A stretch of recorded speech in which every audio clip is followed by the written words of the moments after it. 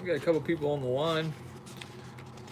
Those of you that are joining us, appreciate it. We'll get started here in 1 second. Let us a couple more people get on, and then we'll really dive into the chat. But let us know that you're here. Let us know that you're here. Shoot a comment in the chat. Hit that like button. That really helps with our analytics. It goes a long ways for us, and we've been hitting about double-digit likes on all of our live streams as of late. So help us out with that. And then we'll jump into some live chat, college football talk here in 1 second.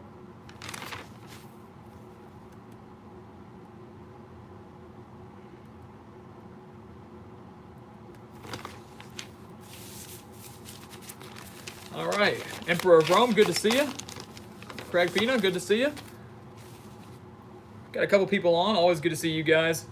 Very consistent in terms of your viewing and coming on to the live streams. And I apologize. And I'll probably reiterate this a couple times as we go on through this chat. But I know we weren't on Tuesday. Things got really hectic. You know how it is if you guys have been to school, high school, college, whatever it may be, even work. Maybe you get ready for spring break, and people decide that's probably the best time to slam you with the most amount of work, with the most tests, with the most homework, with the most activities.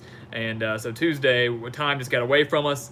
Weren't able to come on Tuesday night for a live stream. Had to make it back on Thursday. And yeah, it's usually supposed to be pretty casual. Thursday's usually been our casual Thursday, but we decided to switch it up a little bit today. And I've actually got a show to host here in about, we'll be looking at about an hour here on campus to go host a sports show. So that's why we're also dressed in this attire. Sports talk show.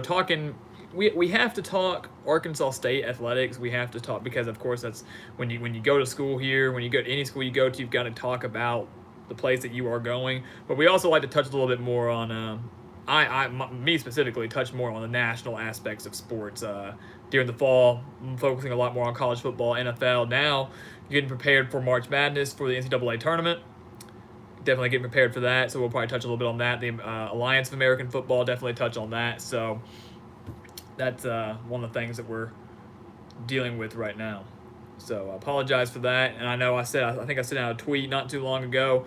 This was, like I said, we had to decide whether or not we were going to do a live stream this afternoon or if we were going to do a live stream later tonight. And I think it worked out better with our schedule to hold off and wait until, or hold off and do it now. Just go ahead and bite the bullet, do it now. Tonight, things were going to get pretty hectic with a lot of stuff going on. So we're good to see you guys. We'll have a couple people on the chat, on the stream. Only about 3. This is what my analytics are showing.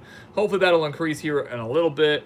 But for those of you guys on here right now, we can dive into a little college football talk because I know we won't have that long. We won't have forever to sit here and talk about it. What's going on? And so one of the biggest storylines I think has kind of happened within the past week or so, and I'm ready for Mike to get on the line here in a little bit.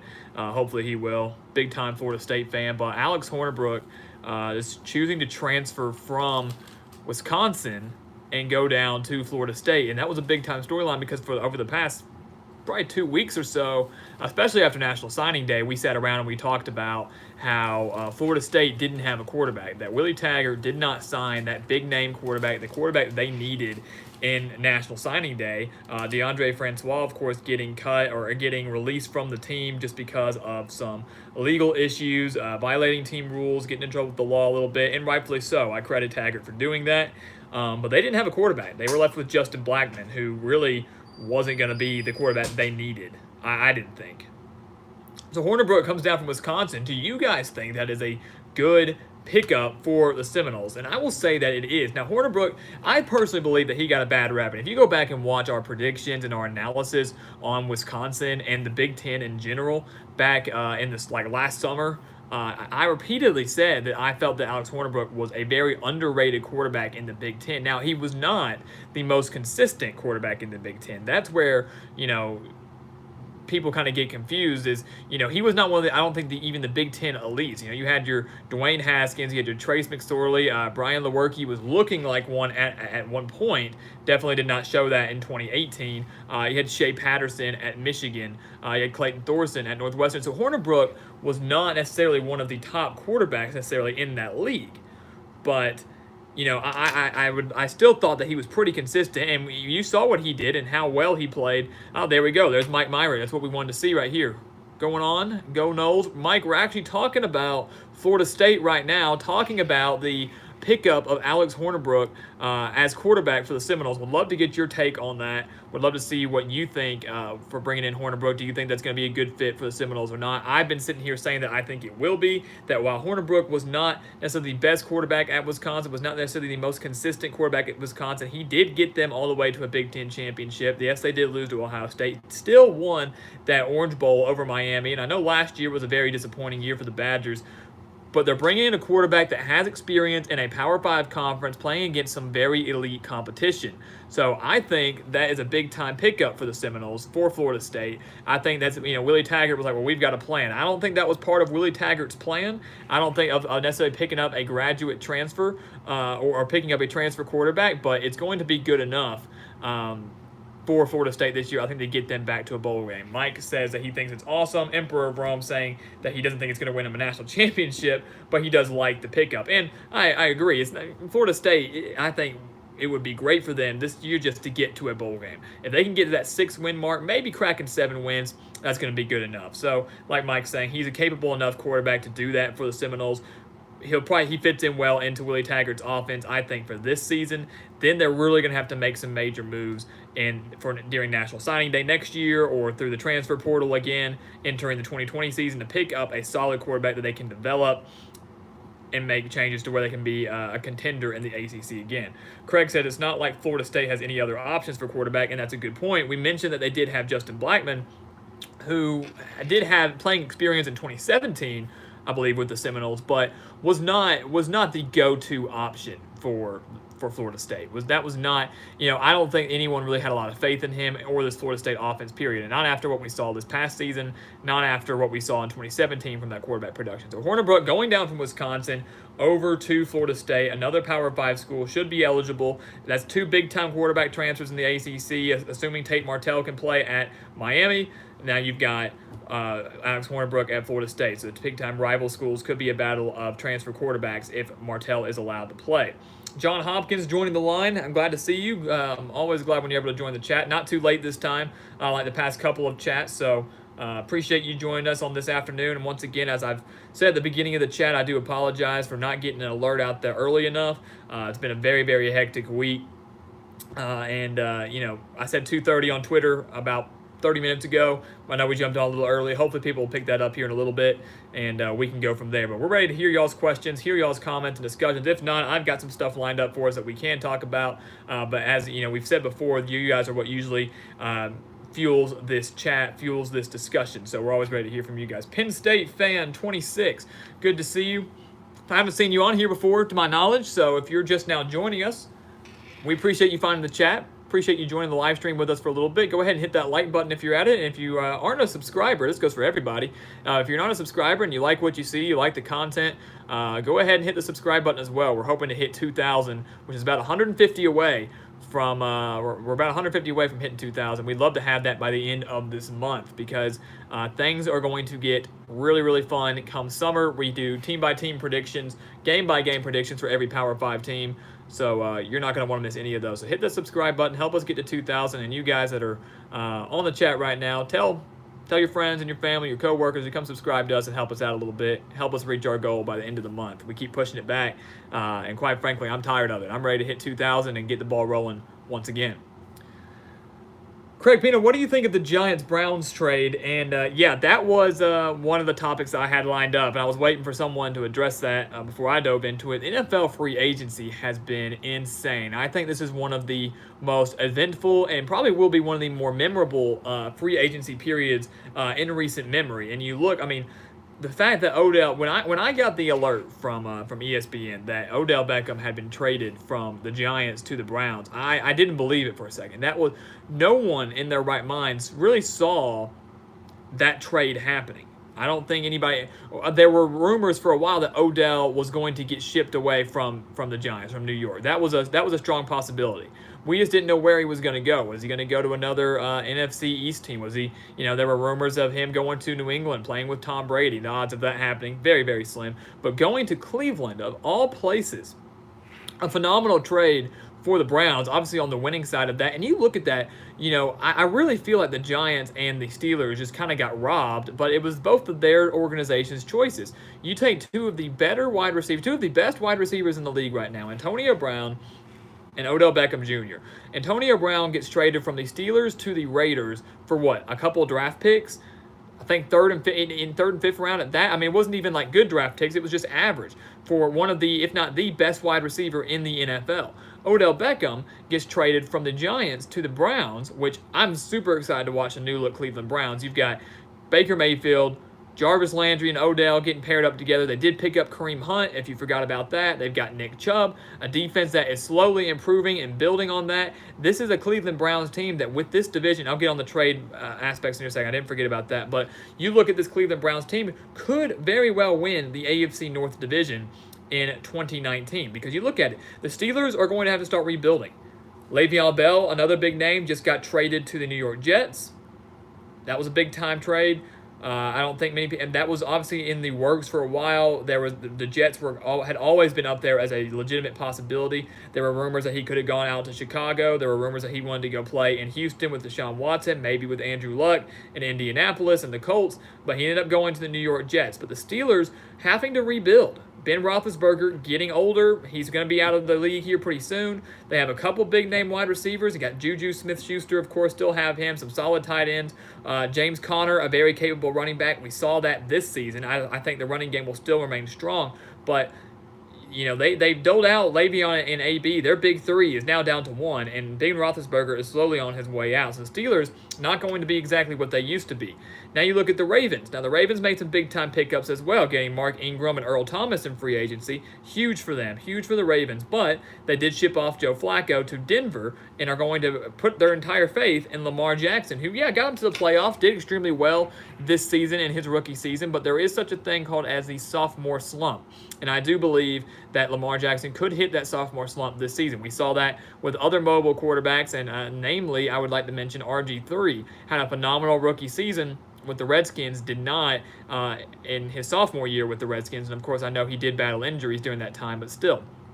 The Ravens, probably the biggest threat to the Browns because the Bengals still, might have a strong start, might start playing extremely well, but usually peter off at the end. Even if they make the playoffs, the odds of them advancing after one game and actually winning a playoff game are very slim just because of history. So, I think the North Division is the Browns to lose right now. They have really put together a solid team here. It's been in the works for a very, very long time. And you look at that Giants and Browns trade, which I forgot. Like I said, did not forget the logistics of that. I feel like the Giants also got robbed a little bit. Yes, they did get Jabril Peppers, so he's going to have a defensive playmaker. I think they got a pretty good number of draft picks for that.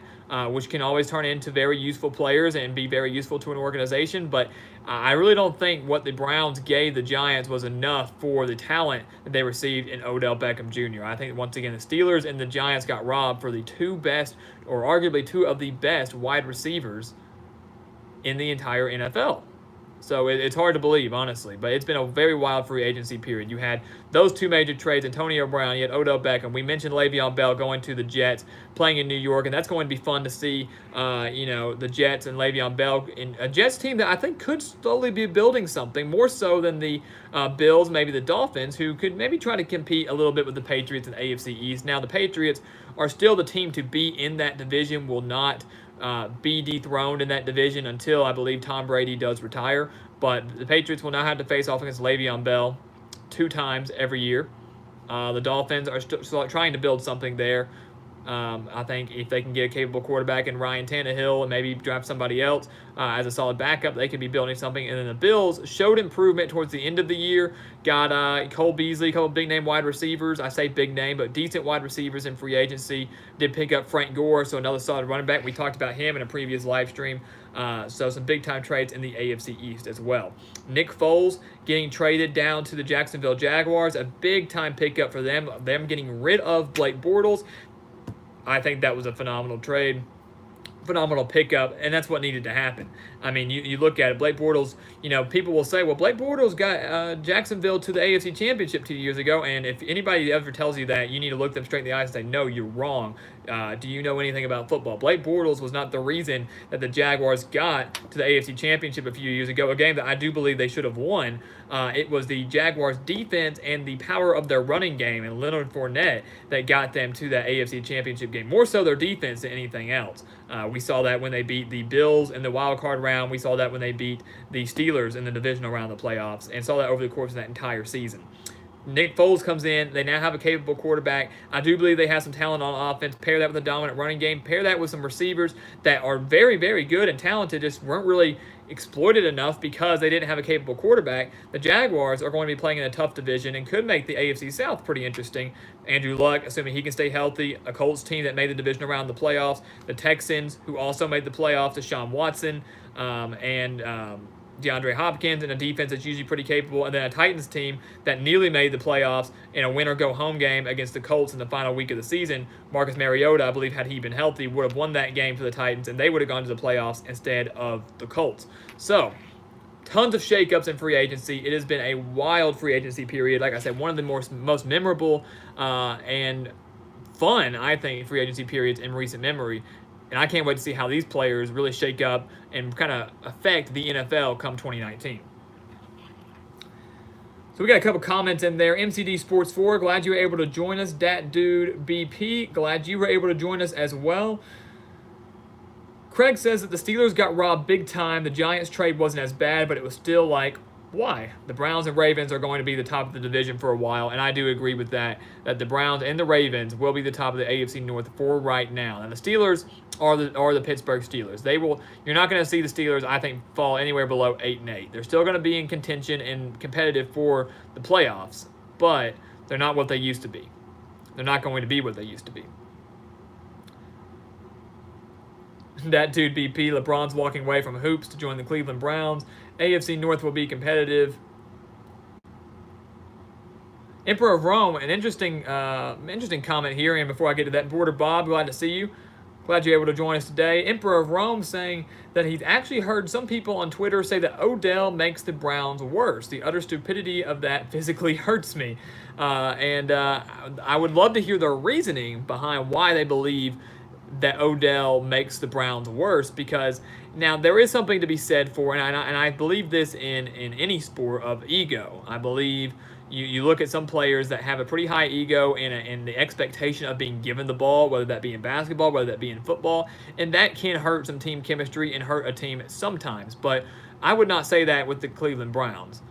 They have a very capable quarterback for the first time, and who can remember, with Baker Mayfield, who really surprised me in his rookie season. They're going to have a running game. They're not going to have to rely solely on that passing game. They will have a run game because they will have Kareem Hunt and they will have Nick Chubb, who did extremely well this past season. And then now you've got Jarvis Landry and Odell Beckham Jr. together. It's going to be phenomenal. The offense is going to be very, very fun to watch. And I would love, more than anything, a man that I respect a lot. I respected his game, Joe Thomas, one of the greatest offensive linemen, I think, in all time, to come out of retirement and play just one more year for the Cleveland Browns. Now, I'm not saying they're going to go win the Super Bowl or anything, but this is a potential playoff team.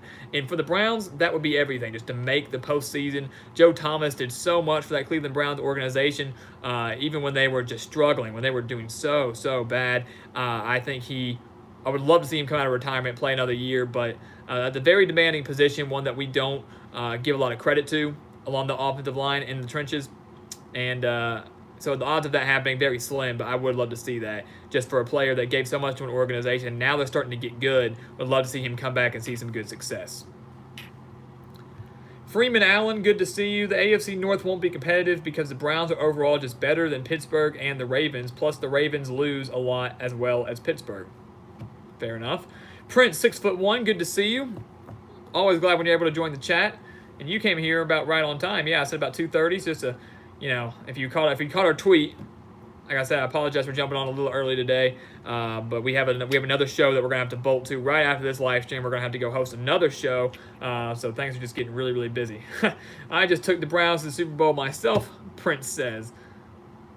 If y'all don't know what that means, I'll let you try to figure it out for yourself. That dude BP, great move for the Browns to get Hunt, but I do kind of hate how Chubb will be shuffled back. Yeah, Nick Chubb was, he did phenomenal in his first year with the Browns. I mean, he was not, just a weak link with the Browns or a running back that was picking up, 3-4 yards a carry. I mean, he was a force for the Cleveland Browns. And I agree, I hate how he's now going to split time with Kareem Hunt, but in the end, that's going to make it better. It's going to be like a Mark Ingram, Alvin Kamara type duo in New Orleans. Now, of course, I know Ingram now playing for the Ravens, but that's what's going to remind me a lot of. Not that great yet, but could slowly become that.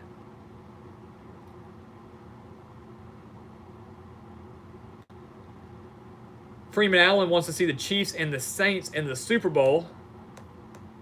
And that was a question posed by Mina Eldawane, I believe. Chiefs and Saints would be a phenomenal Super Bowl. That would be a lot of fun, a lot of offense, and I would love to see Drew Brees get another Super Bowl. A lot of respect for him, a lot of respect for his game. One of the greatest quarterbacks of all time. Not just a great football player, but a good man, good husband, a good father.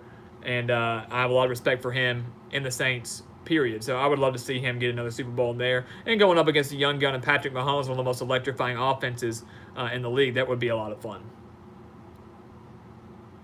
And Emperor of Rome making a point saying that the reason people thought that the Odell pickup for the Browns might be bad was just because of his personality. And that's kind of the point I was trying to make, is that can sometimes be a cancer for a team. Not always, but can be. And that's something to keep in mind. Fantasy football girl advice. I heard the Browns might be looking to trade Duke Johnson. Well, when you've got Nick Chubb and Kareem Hunt, might as well get rid of him. You've already got two solid running backs. No need to have a third. I mean, it's always great to have backups, but Duke Johnson's not necessarily elite by any means, so it would not be a bad idea. They could probably get some a draft pick or maybe a decent free agent or a decent trade out of him. Comic Dude 45, glad to see you here. Yes, at the beginning of the chat, I did mention usually Thursday is supposed to be Casual Thursday. That is usually when we try to sit down, try to take a little, maybe it's a little sweater weather, maybe it's a pullover, whatever. But as I mentioned, today we like to switch it up a little bit, and as I mentioned, we have another show that we've got to run to, and we do have to dress, or I prefer to dress up for that show. It's also going to be live on Facebook, so you're going to want to, if you want to watch that, you can, but that's why we're dressed up a little bit fancy today. As soon as I end this stream, getting up, heading straight there. So had to be prepared. But yeah, most times Thursday, for those of you that don't know, most times Thursdays, Casual Thursday, we like to take it easy, a little bit laid back as we're preparing for the weekend. And for some of you guys, I know you might be preparing for spring break, which is certainly what I'm doing too.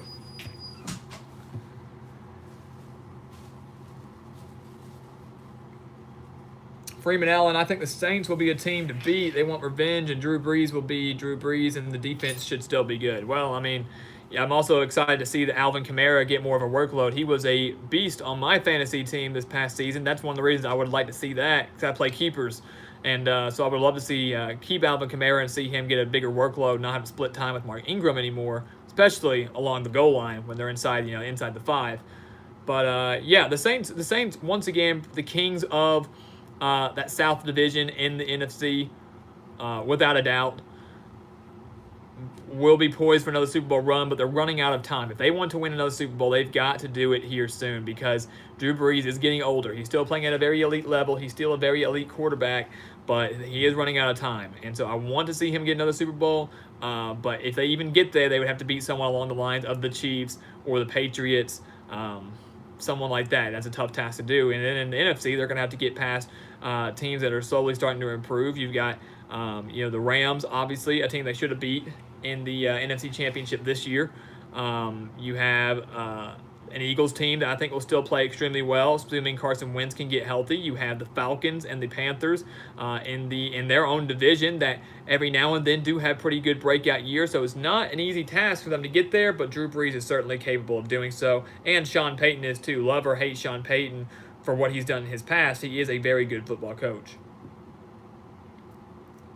Emperor of Rome, interesting take. One that I don't necessarily agree with, but, I mean, everybody's entitled to their own opinion, and you can make cases for this. He thinks that Drew Brees is a better quarterback than Tom Brady, just in terms of pure talent. I mean, if you've watched enough of ESPN or enough NFL Network, you see little snippets here and there of building the ultimate quarterback, and they would want the mind of Tom Brady. Tom Brady has arguably the best football IQ of any quarterback in the league right now, and maybe even in history, because he knows the game so well. He can pick apart a defense. He can read the defenses. He knows what he's doing. Now, he's getting older. That arm strength, that accuracy is slowly declining. And we've seen that. We saw that multiple times in the postseason. Even over the course of the regular season, but he's still getting the job done. And for those of them that say, oh, he had a horrible Super Bowl performance, yes, he did, but they would not have been in the Super Bowl had he not lit up that Chiefs defense in the AFC Championship game. In that frigid weather, making throw after throw after throw, especially on third down to Julian Edelman, it still showed that Brady still had it, more so than Peyton Manning did at that age as his career came to a close. Someone made a good point to me once saying that they believe that Tom Brady is the greatest quarterback of all time, but Drew Brees is the best quarterback of all time. So changing your definition there between greatest and best. I think Brady is the greatest in terms of his mind and how he has done what he has done for his team. Drew Brees is the best statistical quarterback, and we've seen that as he's continuing to break records for, he's got touchdown records, he's got yards records, he's got consecutive starts, he's got wins. Drew Brees, I think, statistically, way better than Tom Brady, and I know Brady is so stubborn. He is such a competitor. He wants to, when he retires, wants to be at the top of every statistical category when he retires. But there is a bit of an age gap between him and Brees. And I truly believe that Tom Brady will retire before Drew Brees does. So even if Brady does retire at the moment with the record for most touchdowns, for most yards, for whatever the record he is hoping to get, Drew Brees will probably break it, and because Drew Brees is beating him in most of those categories right now. But at the end of the day, you have to ask yourself which one's more important, stats or Super Bowls. Tom Brady can cover up his whole hand, his whole right hand with Super Bowl rings, and then add another one on his thumb on his left hand. He's got 6 Super Bowl rings. Maybe he can add a 7th or an 8th before he chooses to retire. He plans on playing until 45. Drew Brees can only cover one finger. So the debate will rage on. There will never be a definite answer as to who the greatest quarterback is of all time. That debate will rage on. No one will ever sit there because there's no way of measuring that. You can look at stats. You can look at the person they are. You can look at how many Super Bowls they've won. Is it Brady? Is it Joe Montana? Is it Peyton Manning? Is it Drew Brees? The list could go on and on because there have been so many elite quarterbacks that are some of the greatest of their time. I think you can make greatest of an era. You go way back. Joe Montana, probably the greatest of his era. You had Terry Bradshaw. You had guys like Troy Aikman. Dan Marino. A large amount of quarterbacks that could be considered the greatest of all time. And that argument will forever rage on and will never have a definite, clear-cut answer. But I think it should be measured in terms of championships. And do they really contribute to those championships? Because some quarterbacks can win championships and be carried by... Had Blake Bortles won a championship, had they won a Super Bowl a couple years ago, it wouldn't have been because of Blake Bortles. I can guarantee you that. So that's great. Blake Bortles would have had one more Super Bowl ring than Dan Marino ever did. But does that mean Blake Bortles is better than Dan Marino? Absolutely not. So it just depends. That dude BP, sorry you got to leave early, but thank you for joining us.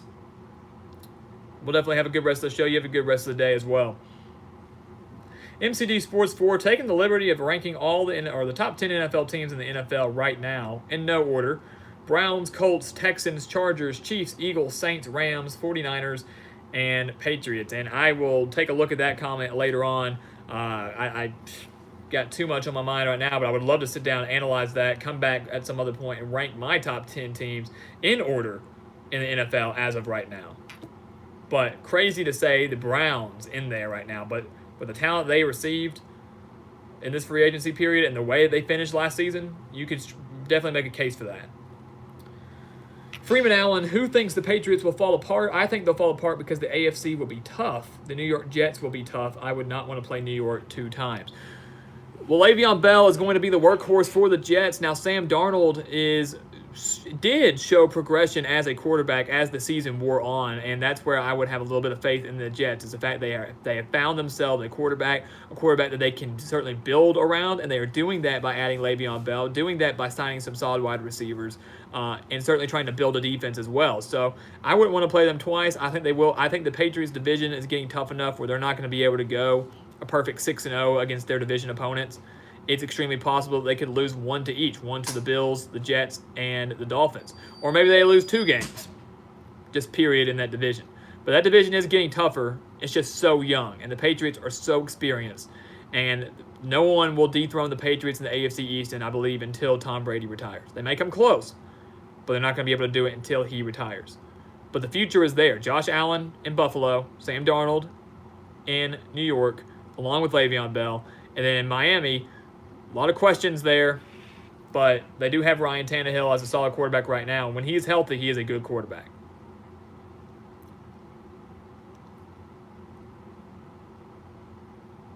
Mina asking if I think the Giants will struggle this upcoming season now that Odell Beckham is not with them anymore, and that's absolutely true. I mean, I think anybody could have told you that. Yes, the Giants will struggle.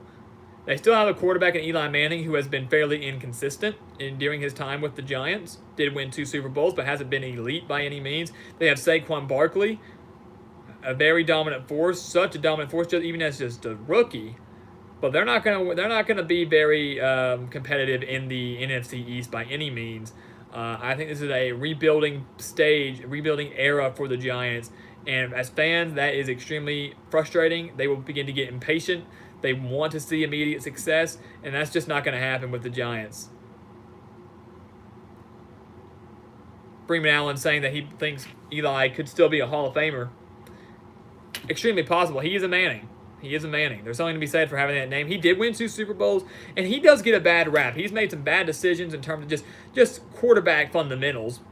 Very turnover prone, kind of sporadic, but erratic actually. But you know, I would make a case for him being a Hall of Famer, absolutely, no doubt.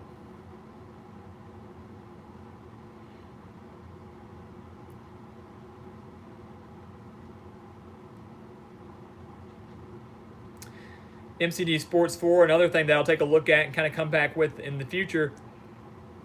Top 10 teams in college, in no particular order. Clemson, Alabama, LSU, Georgia, Oklahoma, Ohio State, Washington, Florida, Penn State, and Utah. So an interesting pick for the Utes in the top 10 teams in college football in no particular order. Of course, I'll have a rebuttal for that in the future. Definitely keep an eye. I'll make a list of these. Would love to come back and really analyze that, discuss that. DM, what are my thoughts on Tony Romo's innovative pre-snap play calls? I think they're brilliant. Tony Romo should consider a career in coaching. I know that's easier said than done. You're getting to watch the play from above, from the box, so you're able to read the defense a lot better than one could do down on the field. But the fact that he's calling these plays, before they happen, 9 times out of 10 he's right. I mean, being a quarterback in the NFL that long, yeah, you're going to learn how to read defenses. You're going to learn what offensive signals. I think it was amazing what he did, especially in the AFC Championship game. If you watch that game between the Patriots and Chiefs, how he was calling play after play after play, and it was coming true. I think he's one that he has quickly. He's been commentating now for 2 years, quickly become one of the best commentators in the NFL, and we saw that because he's been in the league for 2 years now, and he was calling the Super Bowl after just 2 years. That's not very common among broadcasters. So he's become the A-team for CBS, and I love it. I love Tony Romo as a quarterback when he was playing for Dallas. I love his story. I like him as a person. I like him even more now as a broadcaster. Freeman Allen, great discussion, man. You got a lot of questions today, and I appreciate it. We got good stuff. Could Phillip Rivers be a Hall of Famer without a Super Bowl? Absolutely. Phillip Rivers putting up some phenomenal stats. The Chargers would not have been in contention over these past couple years had it not been for him. Now, I know you could say, I know they did get rid of Drew Brees. Maybe the Chargers still would have been in contention in the West and the AFC with Drew Brees. But, that was a controversial trade at the time. Phillip Rivers came in and continued to succeed with the Chargers. I think you could put him in the Hall of Fame without a plenty of people are in the Hall of Fame without a Super Bowl. Plenty of quarterbacks have made the Hall of Fame without a Super Bowl. It comes down to how valuable you are to your team, how well you put up, how good of stats you put up. He needs to I would like to see him in a Super Bowl. Adding one to his resume wouldn't hurt, but you could certainly make a case for him making the Hall of Fame, even if he doesn't get a ring on his finger. Freeman Allen also saying he thinks Washington State could make it to the college football playoff. They have a really good quarterback called Gage Gubrud. And I really think Mike Leach, I don't think that's correct, but I really think Mike Leach has a person as a coach. Yeah, I'm a huge fan of Mike Leach, both as a person and a coach. I mean, I am a huge fan also of his post-game press conferences. He is a character in his press conferences. I will tell you that. I think there's a whole YouTube video dedicated to that, just Mike Leach press conferences or Mike Leach post-game speeches, halftime speeches, and they're just fun to watch. Gets me fired up. Some of them do. Some of them are just funny, period. I wouldn't go as far as say Washington State is in the running for the college football playoff yet, but they are certainly a threat in the Pac-12. They're not going to take a major step down. They lose a lot of talent. They lose, obviously, a big-time quarterback in Gardner Minshew, but they're not going to go from, Alamo Bowl champions, nearly making the Pac-12 championship, to middle of the Pac-12 bowl eligible, barely bowl eligible, anything like that. They're still going to remain very, very competitive. They pull off a couple upsets here and there. Maybe they can make a case for the playoff, but I wouldn't go that far yet.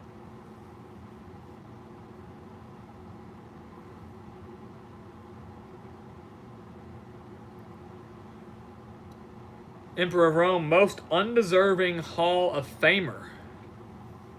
Undeserving. That's a good question. I would personally have to sit there and do my research on that. I have to look at some previous classes. I think there have been a handful of there, and like I said, I can't name names right now. And I really didn't do my research on that, but a handful of players that maybe even deserve to be in the Hall of Fame, that maybe didn't deserve to be like first team ballot or first time ballot. Like as soon as that waiting period's up, they get put on the ballot and get in the Hall of Fame. Maybe they should have waited a little while longer. But my thing is this, I think if you go through a career, and if you go an entire career, and I know it's a very difficult process, but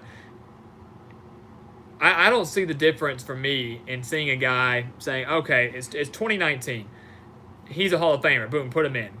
Or looking at a guy saying, I don't know if he's a Hall of Famer, but then 5 years down the road saying, yes, he's definitely a Hall of Famer. Like, look, when they end their career, when they end their career, you kind of have a decent idea if they're a Hall of Famer or not. They can't improve their career anymore once they're retired. So I'm not saying they should be like a first ballot Hall of Famer necessarily, but I'm thinking they should be put in. If you know that they are good enough to be in the Hall of Fame, just put them in, because nothing's going to change between now and within 5 years, or 10 years, or however long it is. So.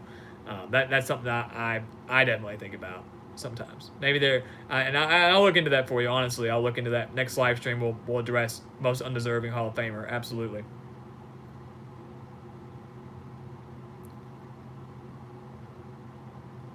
Nota Bees back on the chat, calling me the Bama hater. I mean, that's what I'll change my name to.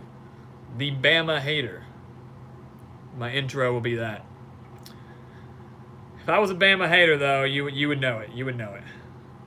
Freeman, I'm well aware of Gage as the quarterback for Washington State. Yeah, transferring from Eastern Washington, putting up some phenomenal numbers there. And look, we've seen him. Eastern Washington has been. You look most recently, Vernon Adams transferred from Eastern Washington to Oregon. Was not a bad quarterback for the Ducks.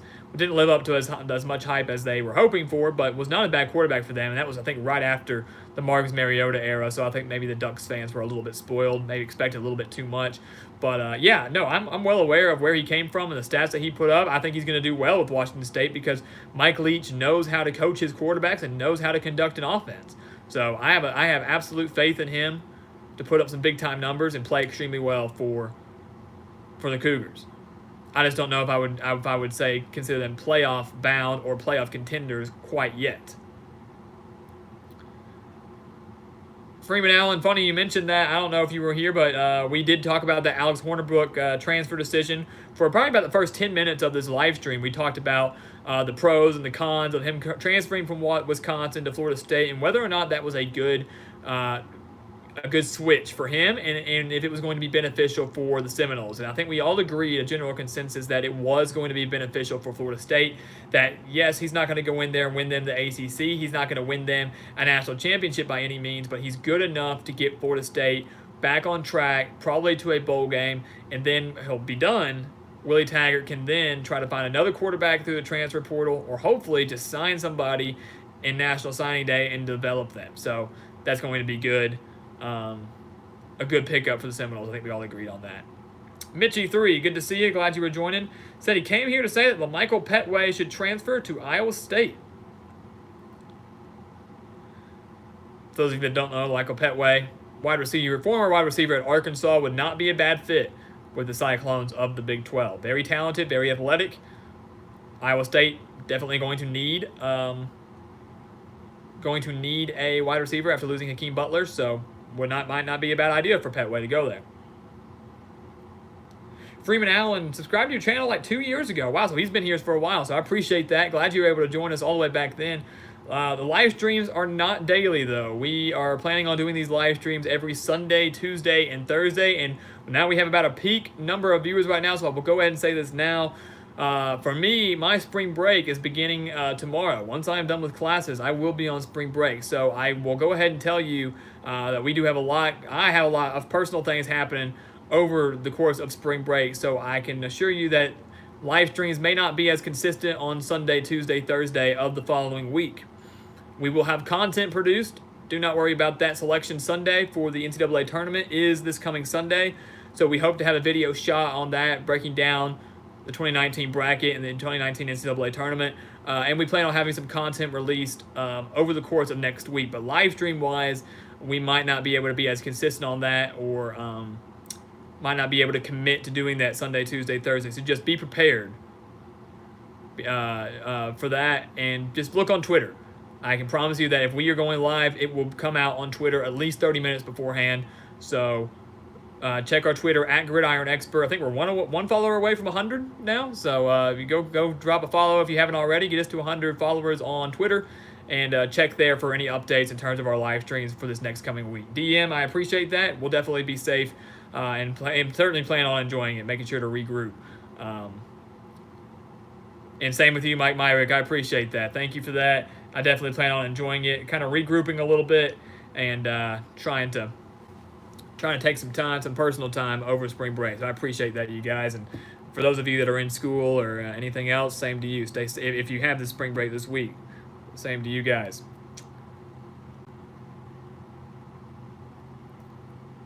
DM posed an interesting question, asking if the number one team from 20 years ago could compete against the number one team today.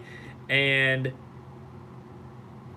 that was an interesting question, but I think it was Prince. I'm trying to look through my comments here. Prince, 6'1", saying, no, players are bigger, faster, and stronger today. And he's exactly right. The game of football has changed drastically over the past 20 years, to the point where the champion from 20 years ago, so that would have been, was that 1999? I can't even remember who won it that year. Was that Tennessee win it that year?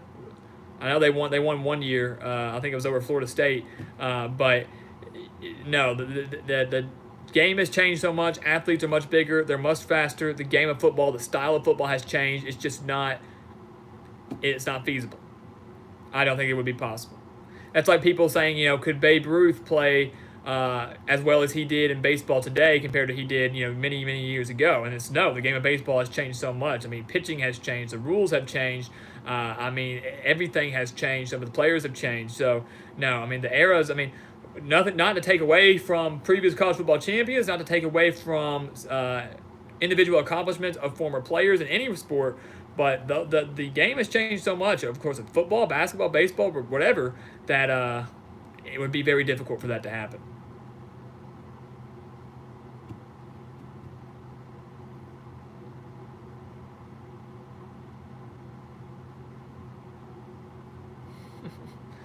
Nona, I always appreciate your comments. Always appreciate those. Yeah, SG1 Sports, I think Freeman Allen was asking about that. I do know SG1 Sports, have talked to him a little bit, post some good content there. I appreciate you coming to our channel, though. Appreciate you enjoying that.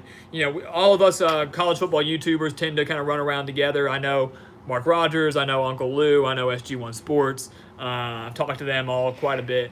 I'm much closer to Mark Rogers. He and I collaborate on quite a bit, and I do a little bit of work behind the scenes for him. But yeah, we all tend to run together. It's all big social networking and just connections. So, but yeah, he is a good sports. All of those produce very solid content. But we appreciate you guys coming here to the Gridiron Expert, where we believe we can produce some of the best college football content here on YouTube, especially when the season starts to pick up, and especially when summer rolls around, when we do our game-by-game predictions. That's my favorite time of year, and as I mentioned, it is now, what is today, March 14th?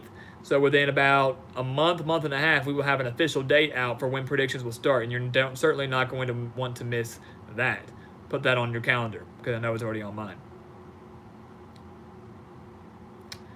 Emperor of Rome saying winning cures everything also has a good channel as well. So if you're looking for more college football content or sports content, go check that one out as well. DM, what's the scoop on our Arkansas State football team? Well, I mean, if you're interested in any Sun Belt teams or interested in lower level schools like this, I will say, on a serious note, with our Arkansas State football team, our head coach Blake Anderson, his wife has been battling a horrible form of cancer, and it is not good. I think it has spread into her brain, if I am not mistaken, and things are certainly not looking good for her. So that has been a major push around here on campus and across social media. Thoughts and prayers, of course, going to the Anderson family. He has taken a bit of a leave, to my knowledge, as of right now, from the football team. The odds of her making it are not high. She's made it very far as of right now. The odds of her making it are not very high. There's a legitimate chance that he may not be coaching this next year, taking some time off, even if she, as we all hope, is still around. He may even be taking this year off to be with his family, to be with his wife, to care for her as they are going through this very difficult time. And so we are continuing to pray for her and continue to keep her in our thoughts and prayers here on campus. I know that has spread, a movement has spread across Twitter for him and their family, across other college football coaches. So that's a big time scoop here, obviously. There, and that's big. It's so much bigger for players and coaches, so much bigger than the game of football. So for you guys as well, we hope you guys would pray for her and the Anderson family as well. From a football aspect, on a lighter note, we do lose a star quarterback in Justice Hansen, one of the better quarterbacks in the Sun Belt Conference. Going to have to be able to replace him. So we have a bit of a quarterback battle going on here in Jonesboro at Arkansas State. Once again, I think they will be one of the top contenders from what I have seen, from what I have heard.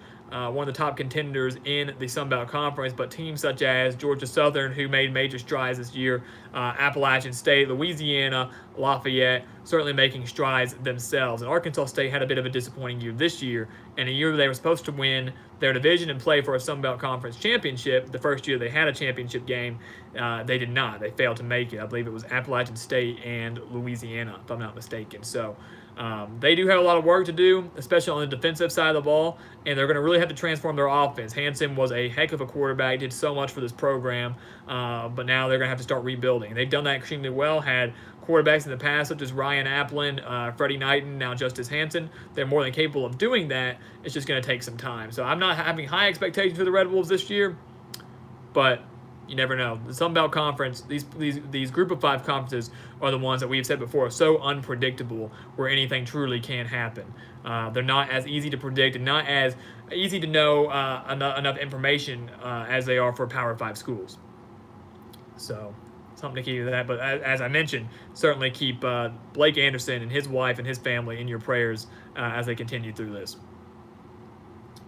Prince, appreciate that. Yeah, hit that like button on your way out. If you haven't already, we've already hit double digits, so I appreciate that. We've hit a decent number of viewers on this stream. Certainly picked up from the beginning, so we appreciate you guys joining us today.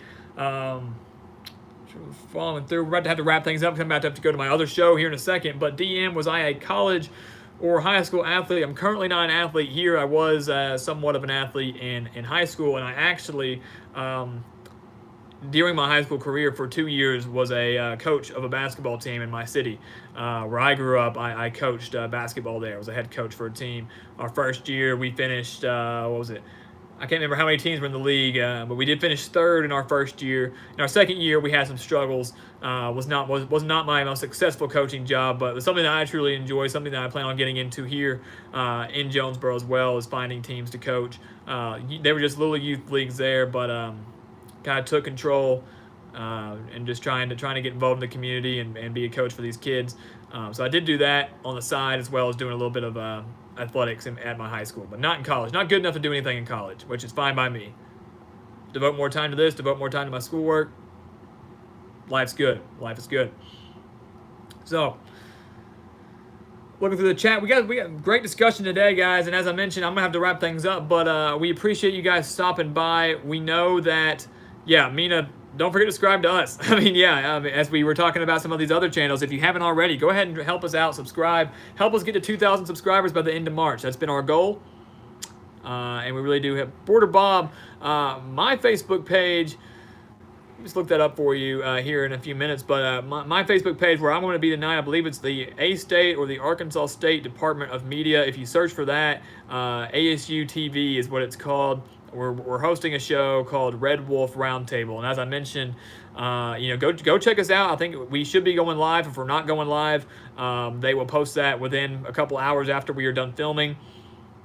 Drop a comment while you're there. Say you saw me on the Gridiron Expert. Or say that is the Gridiron Expert, so that way I know you watched and saw you there. We'd appreciate that. We have to talk. We are required to talk a little bit about our Arkansas State athletics because that's just part of it. It's not my favorite part, but that's what we have to do. And after that, we start diving into more of a national scheme, national level there. So certainly go check us out there if you want to. Appreciate that, guys. So make sure, Nona, what's my first name? Go watch that Facebook live stream and let me know. Alex Bolin, go Gators. You guys have a safe spring break. Thank you for watching. Please continue to like, comment, subscribe. We will hope to see you guys again on Sunday. Hope to see you guys on this Facebook live stream here in a little bit. But you guys stay safe out there. Have a great weekend and continue to check out the channel and Twitter for more updates and more content right here